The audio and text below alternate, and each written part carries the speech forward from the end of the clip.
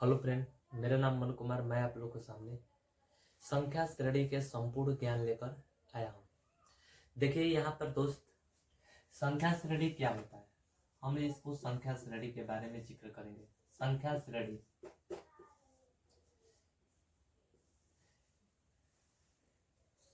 देखिए संख्या श्रेणी के मतलब क्या होता है। देखिए कोई भी संख्या लगातार क्रम में, कोई भी संख्या अगर लगातार क्रम में वृद्धि करता है उसको हम संख्या श्रेणी कहते हैं। कोई भी संख्या जब लगातार क्रम में वृद्धि करता है उससे हम संख्या श्रेणी कहते हैं। जैसे कि संख्या श्रेणी हम लोग एग्जाम्पल में लिख सकते हैं। 3 है, अगला 5 हो गया, अगला 7 हो गया, अगला 9 हो गया, 9 के बाद 11 हो जाएगा, 13 हो जाएगा। ये आप लोग को संख्या श्रेणी है। क्या है? संख्या श्रेणी। संख्या श्रेणी के, देखिए संख्या श्रेणी के ये भी है, जैसे कि यहाँ पर 7 हो गया, 14 हो गया, 28 हो गया, 56 हो गया, ये भी संख्या श्रेणी है। संख्या श्रेणी, लेकिन संख्या श्रेणी के हमको 2 भागों में बांटा गया है। संख्या श्रेणी के कितने भागों में बांटा गया है? 2 भागों में। तो 2 भाग आप लोग को, एक भाग, देखिए संख्या श्रेणी के एक भाग को कहा जाता है समानांतर श्रेणी। समानांतर श्रेणी। एक होता है गुणांतर श्रेणी। गुणांतर श्रेणी हम लोग को, गुणांतर श्रेणी हम लोग को 10 क्लास में नहीं पढ़ना है। हम लोग को गुणांतर श्रेणी आप लोग को 11 क्लास में पढ़ना है। तो समानांतर श्रेणी किसे कहते हैं? इसको इंग्लिश में कहा जाता है एपी। इसको शॉर्टकट में लिखा गया है एपी। एपी का फुल फॉर्म होता है ऑटोमेटिक प्रोग्रेशन। क्या होता है? Automatic progression. अगर एपी को हम लोग परिभाषित करें तो इस तरह कर सकते हैं। वैसे संख्या श्रेणी जिनके हर एक पदों के बीच के अंतर समान हो उसे हम समानांतर श्रेणी कहते हैं। जैसे कि एग्जाम्पल में, ये ऊपर हम एग्जाम्पल लिखे हैं 3, 5, 7, 9, 11, 13। ये 3, 5, 7, 9, 11, 13, ये एग्जाम्पल में देखते हैं कि इसके सबके बीच का अंतर कितना है? 2 है। इसके बीच के भी अंतर कितना है? 2 है। इसके बीच के भी अंतर कितना है? 2 है। इसके बीच के भी अंतर कितना है? 2 है।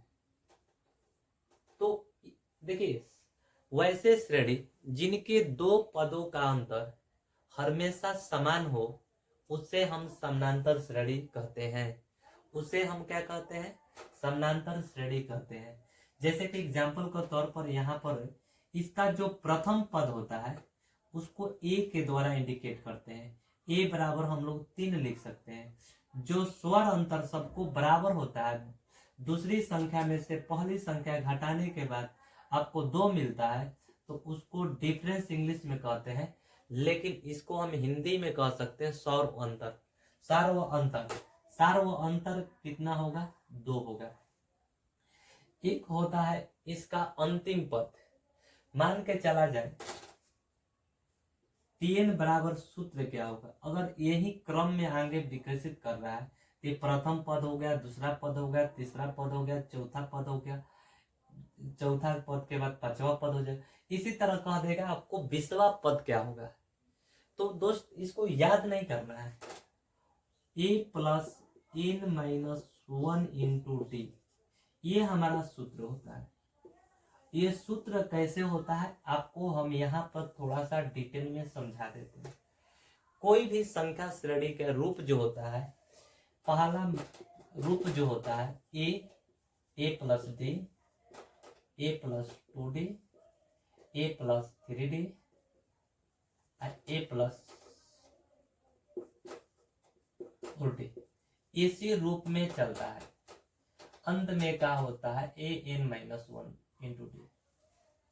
तो कहने के अर्थ है यहाँ पर हर एक पद में, दूसरा का पद में एगो डी है, तीसरा का पद में 2 डी है। मतलब जौन संख्या है उसमें 1 डी का है कम है। तो इसलिए पद के सूत्र हो जाता है A plus N minus 1 into D, हम लोग इसको लिख सकते हैं।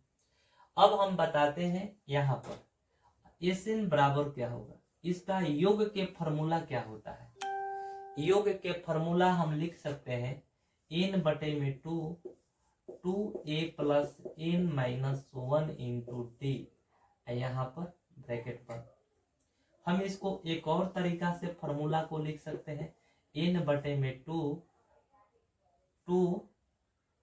ए, तो 2 ए के देखिए यहाँ पर हम लोग इसको ए प्लस ए माइनस 1 इंटू डी, इसको इस रूप में लिख सकते हैं। जो ए आप लोग को 2 बार दिया है, जो ए आपको 2 बार दिया है उसको हटा दिए, ये वाला क्या हो जाएगा टीएन के पद हो जाएगा। अगर हमारा लास्ट में टीएन यहाँ पे देख रहे हैं, अगर लास्ट पद मिल जाता है तो इसका सूत्र हो जाएगा ए प्लस एल के मतलब होता है लास्ट पद, अच्छा है टीएन होता है, टीएन भी लास्ट पद के लिए इंडिकेट के लिए आता है। हम नेक्स्ट वीडियो में इसका टोटली सवाल को हम कवर करेंगे।